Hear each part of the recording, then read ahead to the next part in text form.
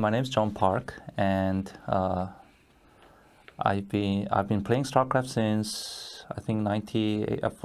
Since its first release. But back then I was not in Korea, and I was living in Norway. But it was also huge hype back there, and I remember I had to look around 3 shopping malls to find a copy of StarCraft. And yeah, it was great. Everybody at the class was playing it, and even though we had to use those old modems that wouldn't allow you to make a phone call when you play online games, we still played a lot of it. And sometimes my mom complained about it because she couldn't get the phone calls. Yeah. So that was StarCraft 1, right? And yeah. To add, eventually we got a little tired of it. I mean, I was in a guild. I played a lot of matches, and also me and my friend living next door, we made our own campaign using the map editor, recording voice and everything. But we got tired of it. But I came to Korea in 2000, and I was surprised everybody was still playing it. Not just playing it, it was getting bigger and bigger, because back then it was right after the economic crisis in '97. Many of people lost their jobs, and the thing that a lot of them started was PC cafe. It was an easy to start business, and there was plenty of needs. And unlike nowadays where it's mostly franchise, back then there were a lot of personally owned PC cafes with PCs all being different, monitors being different. Like some of them even had couches instead of chairs. But StarCraft was definitely the biggest title. There were like other titles as well, like Counter-Strike and some Korean games. But if you wanted to play with your friends, StarCraft was the choice. And I kept playing it until I went to university. The thing is, I'm one of those people who likes to try out new games. But if you go to PC cafe with your friends, you obviously have to find that you can play together. And if I choose something else, like 2 or 3 of them may play, but the rest wouldn't know how to play it. So StarCraft, like all Koreans know how to play it, so we always play StarCraft. Yeah. So yeah, I heard that like BattleNet was actually kind of a revolutionary at the time. In a way, yes. But I think what was more revolutionary about StarCraft was that you didn't have to go online. You could play, I think, with LAN or something called IPX or something. You could just play with friends locally, and that was one thing that was really convenient for people playing at PC cafe back then, because you didn't need to create your ID and log in like other games. You could just make an instant name, whichever you want, create a private room with your friends, and it was so easy to start. Yeah. And so what generally appealed to you about StarCraft? I was a big fan of real-time strategy before that. I played Dune 2, played pretty much every Westwood games like Command & Conquer, Red Alert.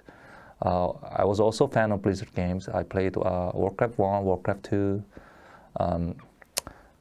Warcraft 3 later on, even though they came out after StarCraft.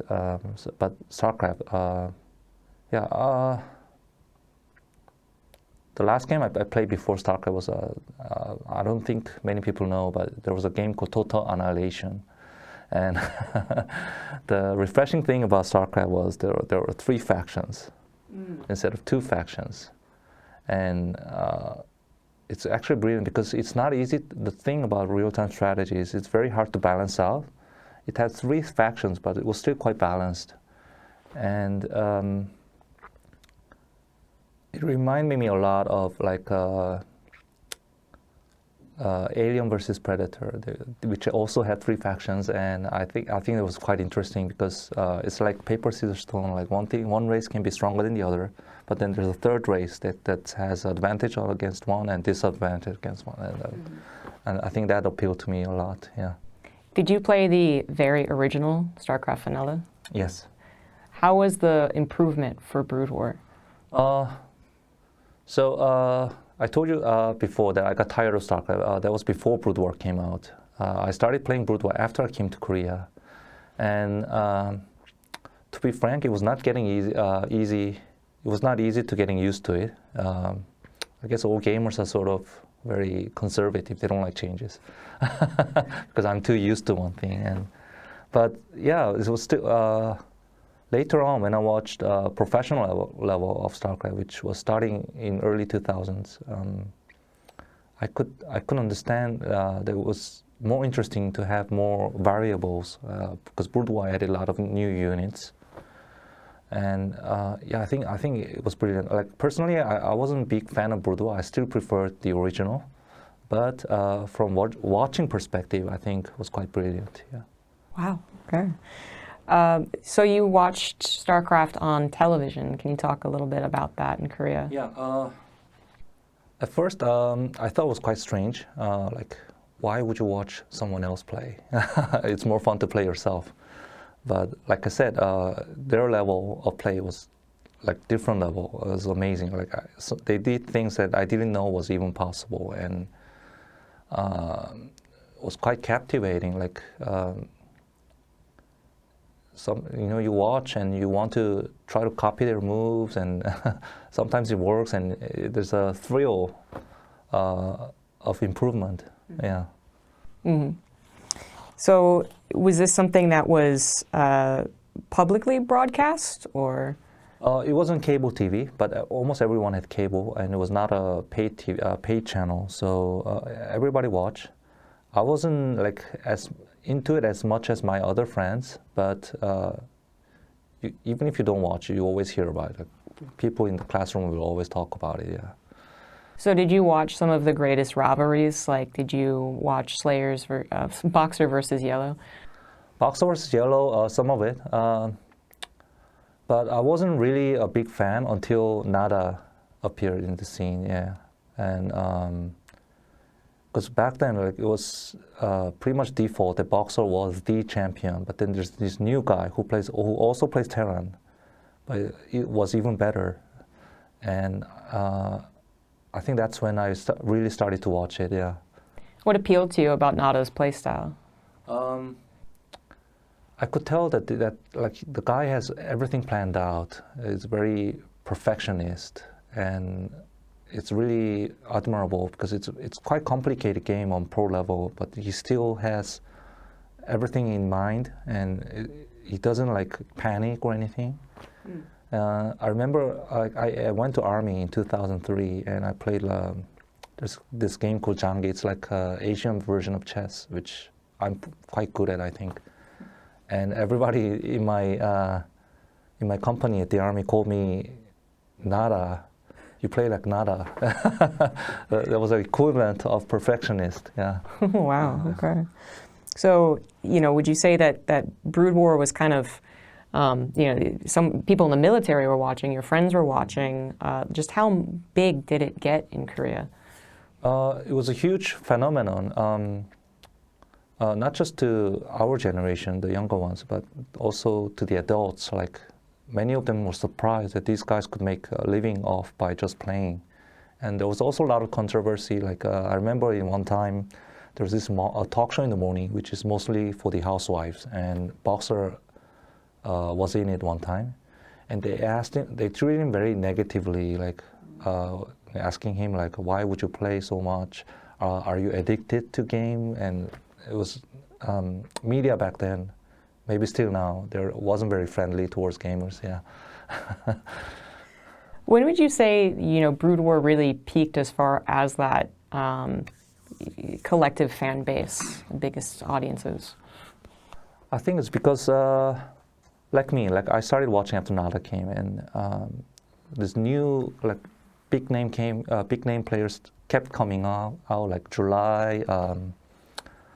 Who else? Obviously Jaedong and Flash. Some other big names. It's difficult because in Korea we almost never call them by their nicknames. We call them by their real names. But yeah. So everybody was fan of someone, and it really motivated everyone to watch them. And can you talk about the big four? So that was Flash, Jaedong, Bisu, and Stork. Oh, I can't add much.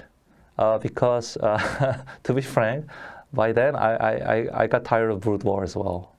Yeah, Nara was no longer like. I mean, he was still playing, but he was not really relevant back then, and I actually went into Warcraft 3 from that point. Oh, okay. Yeah. So actually, can you touch on Moon and how impactful he was? Oh yeah. So even though the TV channel was still mostly about StarCraft, and if I go to PC Cafe, I remember in university, university students would play StarCraft, but the high school kids would play Warcraft 3. And I thought it was quite, the game was fun because it was not just about numbers, it was about how you level up your hero.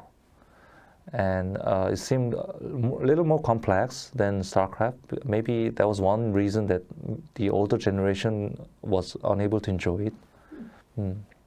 But still, I thought it was really fun. And Moon, obviously, he's a legend. I mean, he was really dominating, maybe more so than some of the big names in StarCraft, yeah. I recall hearing stories about how even the Brood War players really respected Moon and his skill in Warcraft. He was not just big in Korea. Like StarCraft players back then, later I learned that people in the West were also watching StarCraft in Korea, but back then we thought it was just us watching because there was no like internet streaming and but Moon, we knew that he was famous, even more so popular in China, and there was something else. I remember him carrying the torch in the Beijing Olympic.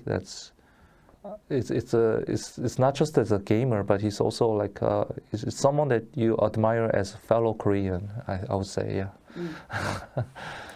Did you, you said you got disinterested in Brood War, but did you have any particularly like favorites for the teams for Pro League? Not really. I wasn't much into the team league, just individual leagues. But I guess I still sort of like T1 because I mean I was not a big fan of. Slayer's Boxer, I can't believe that didn't pop out. Yeah. Oh. Okay. Like I wasn't a huge fan of Slayer's Boxer, but still, I liked him a lot because he's the one who really started the scene. Yeah. And I guess I liked the SKT back then. Yeah. Did you know about or have any opinions about the KeSPA-Blizzard dispute that happened? Oh yes. So here's the thing. A lot of people. One thing that surprised me after I started working in this scene was that a lot of people in the West thought KeSPA was some kind of government organization, which is not. It never was. It was more. It was just an association created by the teams, which were owned by big companies, and I would say they were very greedy in how they controlled the scene. First of all, they banned players from participating in leagues organized by like NBC or even OGN back then, if they didn't like them. I remember one time they pulled them out while the while the qualifier for the MSL was going on. They pulled the players out of it. And they controlled who gets to broadcast it and who not. So KeSPA was sort of like a bully back then, and which is funny because they don't really own StarCraft. They didn't make it. They control the players, and they decided who gets to be pro player or not. And the players had to pay a certain fee to KeSPA to get that right. I remember some of players back then refused to pay it, and they quit the scene. Yeah. So they control the players, they control the broadcasting rights, and they were being very greedy about it, obviously, because, I mean, I can understand from company point of view, these companies, large companies, they know how to make money. You need to call out the competitions. You need to have total control of it. So I understand, but it was not very healthy for the scene. And obviously later, Blizzard stepped in. They gave the right to GOMTV, which is the company I started first working at. Yeah. Wow. Okay. And then speaking of that, when did you start working with GOMTV? So I started in 2010. It was sort of pure coincidence because, like I said, I was not watching esports back then. And although I majored in mass communication, my intention was to start working at PR company, but I did an intern for 6 months, and I thought, oh, this is not for me. And I sort of panicked. That was my last year in university, and I had no goals for the future. So what I did was I just played World of Warcraft all day. But this guy that I knew in World of Warcraft, he was well connected in the gaming scene, and he introduced me to GOMTV. I asked him, what does it do? And they said, they do broadcast, they do game, and they need someone who can speak English, which was perfect for me. So I did an interview and got the job, and it was actually really fun. Even though I had to work like 7 days a week, I really enjoyed it. I was like happy while I was going to work. And how did you learn English? My father was a diplomat, and I grew up overseas, mostly in Europe, and I think I lived abroad for about 11 or 12 years, yeah. And if you don't mind answering, if you do, don't worry about it, but what did your parents think when you started working for this video game broadcast? Oh, they were very disappointed.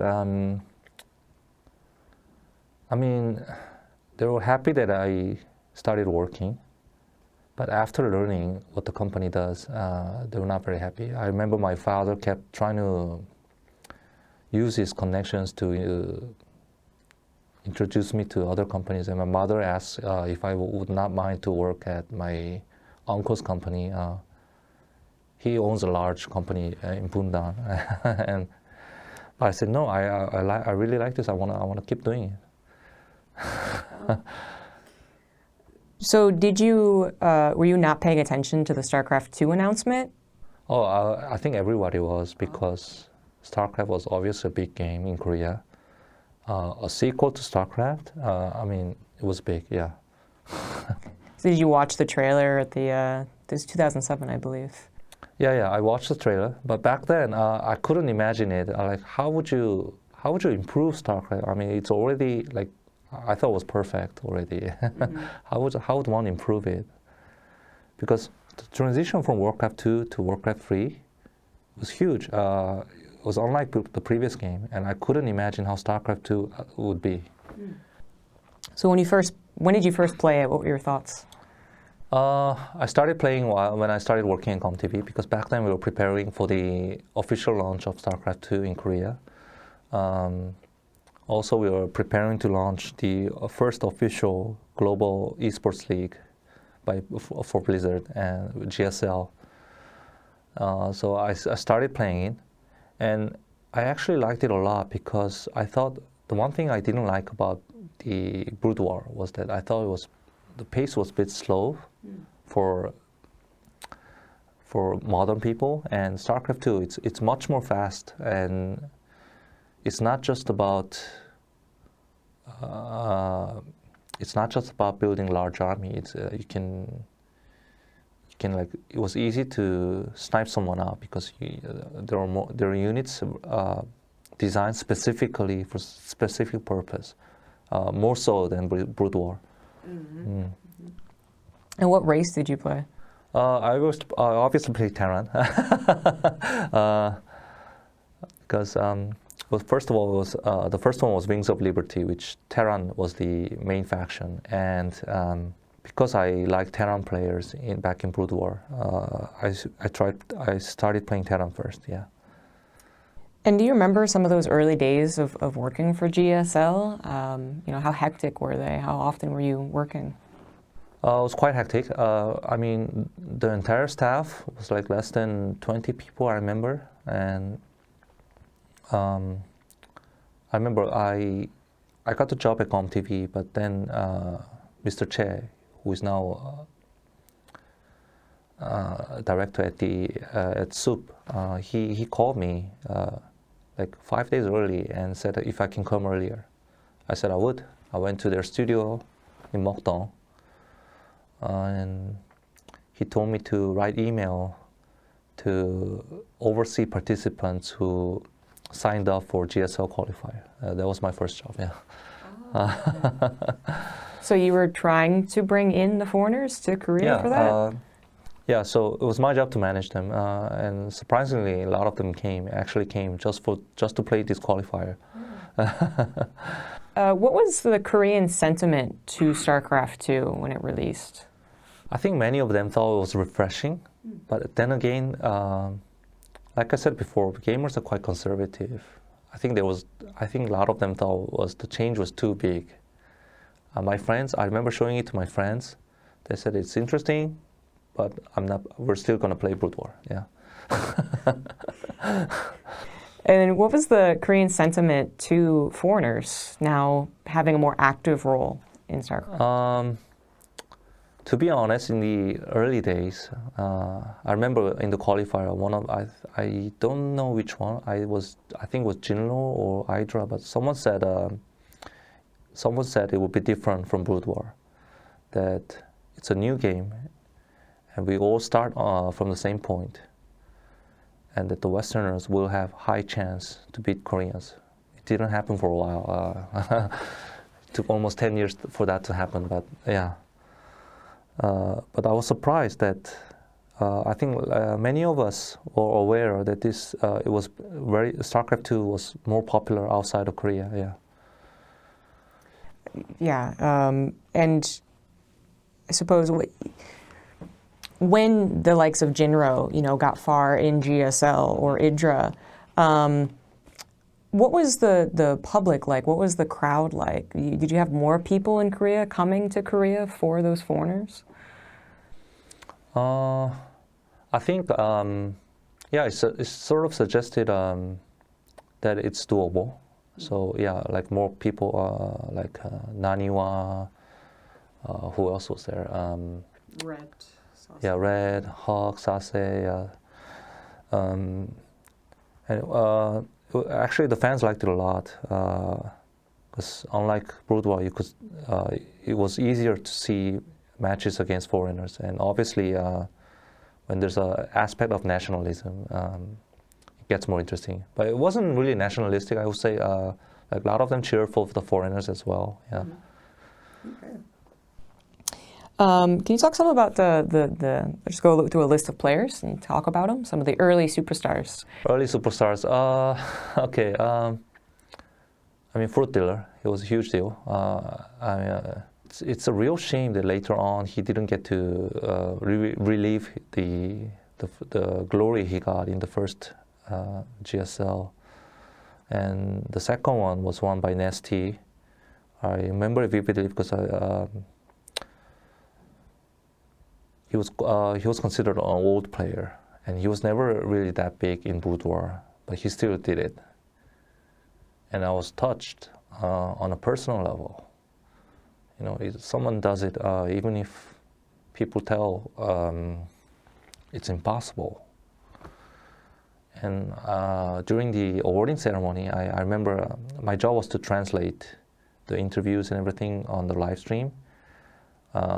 I got too excited and I did sort of this little speech for Nesty. I don't remember the exact details, but it was quite inspiring, yeah. Do you remember his flawless run in GSL? Oh yeah, he wasn't one of those players who does like crazy stuff, like he sometimes did, but in a way, I would say he was more a bit like Nada. He was one of those players who has like, who plans everything out. Mm-hmm. Mm. And how about MC? MC, looking back, I wish there were more players like him, because Korean players, I would say they don't have much character. They're all modest, all hardworking, the same image. But MC, he was outgoing. He didn't hesitate to trash talk or show off. And I think we should have had more people like him to make the scene more interesting. Yeah. And MVP. MVP. Another perfectionist. I was fan of Marine King, and I really wanted to see Marine King win. But MVP was the player who denied it every time. I remember that, yeah. And Marine King and his famous, baneling splits. Oh yeah, it was, I think a lot of us, not just the fans, but us working in the production were also quite surprised. This guy comes in, he was using name Boxer, yeah, and we called him Job Boxer, which means fake boxer. Like, how dare he? How dare this nameless guy use Boxer's name? But he was really innovative, just like Boxer, yeah. And his first run in GSL was, I think everybody was impressed, yeah. Mm-hmm. Mm. And could you talk about life? Life. So one thing that Koreans don't mention when they talk about Brood War players, they don't mention Savior. Yeah, Savior. We call him the one who must not be called. And it's a shame because I thought life, he has so much potential. I would say he could have dominated the scene for like very long time. He was one of those genius type players, like that can do like he can explain his builds, but nobody can copy it. He was that kind of he did his own unique thing, and nobody could play like him. And it's a real shame. I remember that a lot of StarCraft 2 players had financial problems. A lot of teams had financial problems back then, and already the hype for esports was sort of dying out because sponsors were getting less interested. It was no longer a new thing. It's only after League of Legends came out and the scene grew that they got in again. But I sort of understand because a lot of players had worries. I mean, it's you can only keep up in this scene for like up to early 30s, and then after that, they have nothing. They sacrifice their education, social life, everything to be good at game. But then after that, there's nothing they can do. The society doesn't provide any benefit for them. There are limited jobs in the scene. And I can, even though I don't forgive life, I understand how he was appealed by money, yeah. When was the first time that you went overseas for StarCraft? For StarCraft, it was actually the same year I started working, 2010. So Blizzard gave invitation to some of our staff. They said 2 of us could go to Blizzcon. And 1 person from business team was going, but another slot was sort of vacant. And because I was the newest member, they said I could go. And I've heard of BlizzCon before, but I'm a huge Blizzard fan. I played Warcraft, all of the Warcraft, all of the Diablo, all of StarCraft, all the Warcraft. After that, I played Hearthstone, Heroes of Storm, Overwatch, everything, yeah. And I was really hyped. And the amazing thing was, a lot of the fans there recognized me. I remember going to a convenience store at night, and there was this guy who recognized me and said if he can get an autograph. And there was this huge line at BlizzCon to get autograph from me, like nobody. I'm not a player. I'm not a caster. And it was quite humbling, yes. Do you remember how big that crowd was for that tournament? Not vividly. I went to BlizzCon again next year for the GSL finals, and I think there were like 30 to 50,000 people crowd. That was amazing, yeah. And what did you feel like Blizzard's relationship was with StarCraft 2? With StarCraft 2?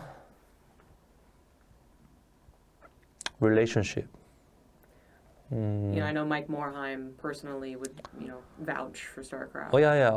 I mean, back then I could really tell that Blizzard really cared for the game. Like, not just as developers, they were fan. Even though they created it, they were fan of the game themselves.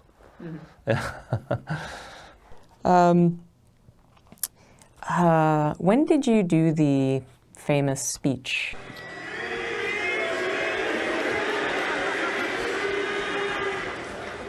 Well, many of my friends or my parents would say, it's just the game, John, quit it. But being here today, people from all over the world being together and sharing this moment, it's something which politics or money can't do. It's a miracle. And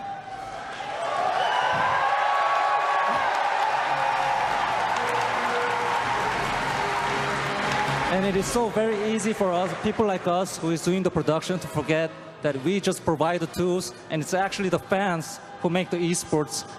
I'm really thank you for reminding me that. And if anyone ever doubts your passion towards esports, you tell them you're here in 2011 Blizzcon and you watch GSL final. Thank you very much. I love you all. Famous speech depends which one is famous. Either the nasty speech or the speech I did at Blizzcon. So it was a spur of a moment thing. The speech at Blizzcon, I wasn't prepared for it, but a lot of fans were chanting my name, and I did it. And actually, I got a lot of negative feedback from internally, like I shouldn't have done that because the spotlight should have gone to MVP and our own talent. But I took their spotlight, and and I remember there were a lot of negative comments on Korean website, like who is this? Because they don't know me, because I'm only on the global stream. Who is this awkward guy making weird speech out of nowhere? But you know that the foreigners, they loved it. Oh yeah. Like even now, like. Some people still recognize me. I'm working now at World Cyber Games, and in 2019 I went to America to hold America's finals. A lot of the people on this, there were some, like I think like there were 4 or 5 times in the street someone recognized me. Even in Korea, one time right here in Mapo, I was going to the toilet at the subway, and there were 2 foreigners. They said they knew me, and.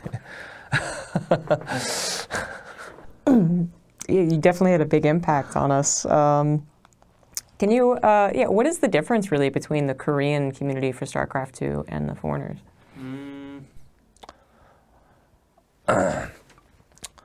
I'm not really an expert on Korean community because I mostly hung out at Western communities like Team Liquid. But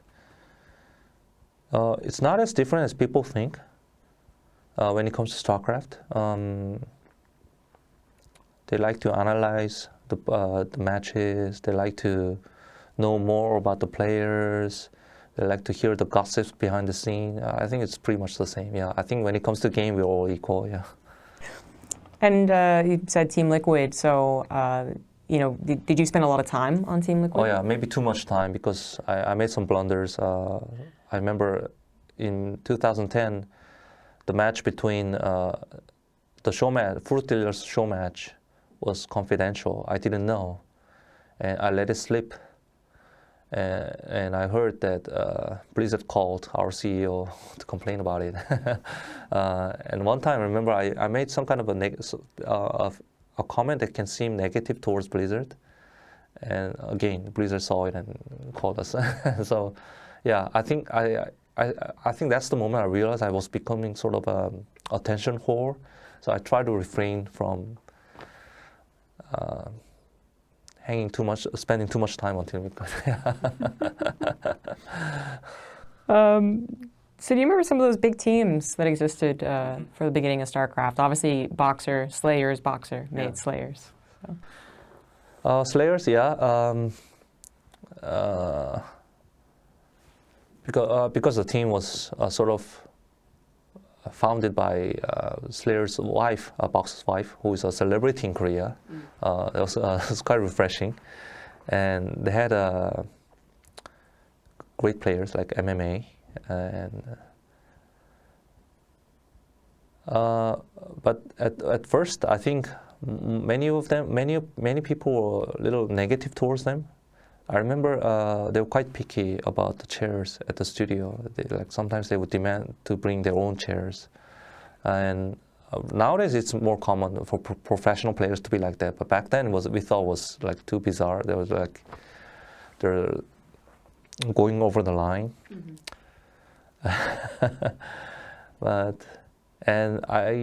Their way of managing players was somewhat different from other teams. They're more like business-like, I would say. It was quite refreshing, yeah. And how about GSTL? Did you find that a refreshing change compared to Pro League, or? GSTL, yeah. The good thing about GSTL was we were able to create fandom for teams, not just players. And because of the format, it was easier to see comebacks, and I think that was a fun element. Another thing that was good for us as an organizer, we could test new things on GSTL. The observing mode that exists in StarCraft 2 now, we first adopted. We saw this mod called Game Heart. Actually, I saw it and I suggested, why don't we use it? It's better than the official observing mode. And we made suggestion to Blizzard. They said no. GSL must use the official one because it's the official league. But we were able to test it on GSTL. And the developer of GameHeart, I got in touch with him, and he worked really hard. The moment we gave him feedback, the next day he would apply to it. And we could do many new cool things. Eventually, Blizzard decided to hire him and use it as implemented it to the official mode. I believe he now works at Stronggate, yeah. Yes, he does. Yeah, Ryan Shooter, he was we actually hired him as well, and I worked on Base Trade TV. He helped design the graphs that we now use as well, so very influential. How about the development of the ESF? ESF? The esports. Yeah.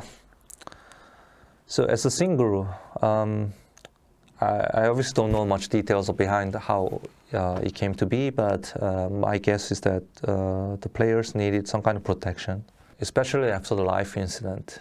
A lot of us felt that there should be some kind of organization to protect the players and find future for the players. And I think they tried, even though they failed. I think it was a good effort, yeah. And when the KeSPA, moved over to StarCraft 2, can you talk about that? Personally, it was a huge disappointment because I really didn't like KeSPA and I didn't trust them. And just like, I guess, the moment they got the broadcasting rights, which was originally only owned by GOMTV, we gave up our rights to grow the scene. But the moment they got their right, they try to boycott their players from GSL. Eventually, after a few months, they gave up on StarCraft 2. And we gave up our rights for nothing. Do you remember watching the hybrid Pro League, where Brood War and StarCraft 2 were played? Yeah. That was... So the huge debate was, will they play well in StarCraft 2? A lot of us thought StarCraft 2 is different. StarCraft 2 players will continue to dominate the scene, but it was not so. Yeah, I think it's like I say, the winner is decided by how much one sheds tears and sweat. It's all about practice and experience, and obviously the StarCraft 1 players, they had it all, and they work hard for it. I really respect them for that. And it was very refreshing to see them do well in, even players from Warcraft 3, like Moon. It was amazing to see them adapt in such short time. And since you did go on Team Liquid, did you read the elephant in the room? The idea that when KeSPA would move over, they would dominate the scene. Yeah. I remember seeing some of the debates there, yeah. But I guess people like me who thought they would not were wrong, just like the people who thought foreigners would dominate the StarCraft 2 scene. Can you talk about the World Cyber Games and its influence? I guess it was, I feel like I hear more about it from Brood War, but it does exist in other years. Yeah, because back then it was considered like an Olympic for esports. But for StarCraft fans, the fun of WCG was not to, be anxious about your country winning or not. It was about how Koreans crush other countries. I remember I think Boxer playing against, I forgot the name of the French player, and he like nuked the entire map. So when did you stop working in StarCraft 2? So GOMTV was unable to make money off GSL anymore because one thing was we had to stream on Twitch after WCS was implemented. That was the condition set by Blizzard. But most of our profits were coming from the membership on GOM Player. And we couldn't cover the cost for the server after we moved to Twitch. So eventually they gave up on it. They sold the right and even entire esports department to Africa TV. Funny thing was I took job interview at Africa TV before that, and I was so close to getting it. We negotiated our salary and everything, but then I got this phone call. They said they no longer have the TO, and later I learned it's because they bought the esports department from GOMTV. It's just ironic because back then I had moved to the business team. I was no longer part of the production, so I was not part of the deal. So I got left out. I was left at GOMTV, and I did some other stuff for a while, but then I decided I wanted to do esports, so I quit and I left. So when WCS was implemented, was that 2013? That's when we started having hard time, and the time we sold it to Africa was 2015, I think. Yeah, 15. Yeah. Well, did you? So in general, what did you think about the WCS system, about the publisher taking over the tournaments? I think the first big company to do it was Valve. They created the international for Dota 2, huge prize money. And even though they didn't manage like all the leagues themselves, they controlled the final big league. And I think maybe Blizzard was inspired by it. They wanted to create one big championship for StarCraft 2, and they thought GSL was brilliant. They wanted GSL system in other countries. I was actually in that meeting. It was during the IPL. I went there to translate. I remember Blizzard asking us if we don't mind changing our name to WCS Korea. We said no. We spent a lot of resources to build that IP. And we're not giving up on it. It's still GSL until nowadays. I remember that. It was an unofficial title, WCS Korea. Yeah. And do you have any opinions on the region lock? Region lock, it's very difficult to say whether it was good or not, depending how you look at it. Because from Koreans' perspective, it seemed unfair. Because winning GSL can be more difficult than winning the WCS World Championship. The competition was too fierce, and before that, a lot of players, even though they were not top tier in Korea, they had opportunity to go to other countries' leagues and get prize money. But after region lock, they were denied that, and also it was more difficult to see foreign players in GSL after that. And I think for Korean fans, it was quite disappointing. But I understand, because to grow overseas scenes, you can't have Koreans dominate everything. That's what happened to League of Legends in China. Because all the teams got mercenaries from overseas, and they were unable to grow the Chinese scene. Now they stopped doing that, and the Chinese scene has grown a lot. Yeah. Do you watch any StarCraft nowadays or know the results? No, not really. Oh. I sometimes like when I'm on YouTube and GSL's live, I go there for a while, but I can no longer understand it as I used to. Yeah. I was going to ask if you thought that region lock kind of did what it wanted as far as uplifting the foreigners. I think so. Yeah, because what's his name? The Norwegian player. Norwegian or Finnish? Oh, sorry, Finnish. Yeah, Cyril, Finnish, yeah. Cyril, yeah. Yeah, when Cyril won GSL. Blizzcon. I remember Blizzcon, and he defeated like many Korean players in like GSL versus the world. It proved that foreigners can win the scene, and I think region lock played a role in that. That's my personal opinion. I think. Overall, why do you think that StarCraft 2 didn't resonate with Korea the same way Brood War did? I think we were too used to StarCraft. And it was just similar enough with StarCraft to get annoying, to be annoying, right? If it's completely different, then you can start with a fresh mind. But it's just similar enough with StarCraft to be confusing. Like I remember the hotkeys being confusing for Terran players, because the default hotkeys for building barracks was different from StarCraft. I kept pressing wrong button. Yeah. And But then it was too different. So I think most people in my generation, the older ones, they gave up on it. It was too difficult. And also you had to create IDs, and it was not only it took longer than 5 minutes. You need to get like mobile phone verification, and it was unlike Brood War, because even if you forget your ID, you can just play anyway. Yeah. Some overall questions. What was one of your fondest memories of StarCraft 2? Fondest memory? I could name a few, but I guess the first GSL, because that was my first work as esports organizer, and there's a thrill to creating a working league out of nothing. So we built it from scratch.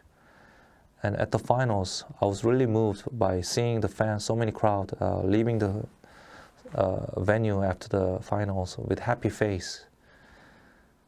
And I think that's what motivates me to keep working in this scene as an organizer. Yeah. And do you have any feelings on being, something, that people still recognize you? You're part of StarCraft history. Because so after GOMTV gave up on GSL, it was a huge disappointment to me, and back then I was a lot of like negative thoughts. Was all our effort for nothing? Like, did it really mean anything? Did we make difference?